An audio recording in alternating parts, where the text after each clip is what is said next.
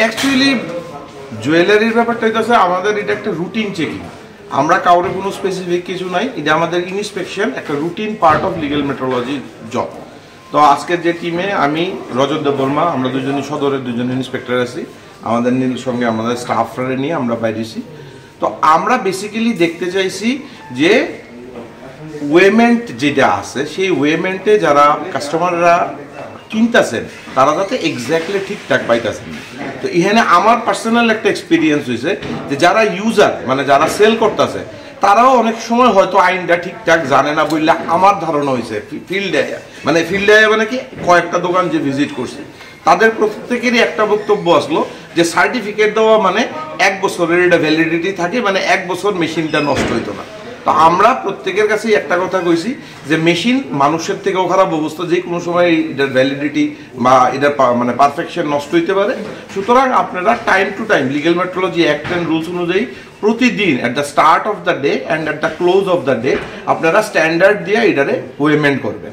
Automatically যেহেতু পাইছি না আমরা, অটোমেটিকলি আমরা 2-3 ইনস্টিটিউশনের এগেনস্টে আমরা ফর্মাল সিজার দিয়ে গেছি এবং আমরা তারা কইয়া গেছি যে পরবর্তী সময়ে তারা যেমন আমাদের অফিসে যায়, অফিসে গেলে অটোমেটিকলি এই মেশিনগুলি আমরা স্ট্যান্ডার্ডাইজ করে দেবো, যাতে এদের মধ্যে যেই এরারটা আছে, যে ধরেন প্রতিটা সার্টিফিকেটে আপনারা দেখছেন যে মার্জিনাল এরার থাকে, মানে মেশিনের প্যারামিটার অনুযায়ী ধরেন একটা মেশিনের 10 mg পর্যন্ত অ্যালাউয়েবল পারমিসেবল এরার থাকতে পারে, কিন্তু যেই সব মেশিনে আমরা পারমিসেবল লিমিটের বেশি এরার পাইছি, ধরেন 10 মিলিগ্রামের জায়গায় যদি আমরা কোনোটাতে হয়তো 50 মিলিগ্রাম পাইছি, কোনোটাতে 40 মিলিগ্রাম পাইছি, সুতরাং এটা আমরা রেকর্ড করে নিছি এবং আমরা তারা সুযোগ দিছি যে তারা যাতে অফিসে যায়, গেলে আমরা মেশিনগুলি অ্যাডজাস্ট করে দিই। এই ধরনের অফেন্সের ক্ষেত্রে কী ধরনের জরিমানার ব্যবস্থা আছে?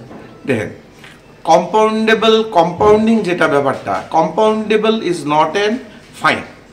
এটা হইতেছে একটা লোককে সুযোগ দেওয়া যাতে সে রেকটিফিকেশন করে। লিগ্যাল মেট্রোলজিতে এখন at the is of doing বিজনেসে আগে আসলো মানুষের জেল টেল হইতো, এখন হইতেছে সবটাই কম্পাউন্ডিংয়ের ভিত্তিতে ফাইন দিয়ে শেষ হয়। এবার ফাইনটা যেটা ঠিক করবো এটা আমরা ডাইরেক্টর লেভেল করবো, তো অটোমেটিকলি আমরা ডাইরেক্টর লেভেলে আমরা ফিল্ড লেভেল থেকে গিয়ে প্রোপাগেট করুক sir this being the condition, automatically on that basis ফাইনটা ফিক্সড হইব। কোন কোন দোকানগুলা? আজকে তো কেস আমরা অনেকগুলি দোকানে ভিজিট করছি, মানে আমরা কেস বুক করছি শুধু 2টাতে, একটা হচ্ছে এমপিপি জুয়েলার্স আর আরেকটা হলো আমাদের এই শ্যামসুন্দর।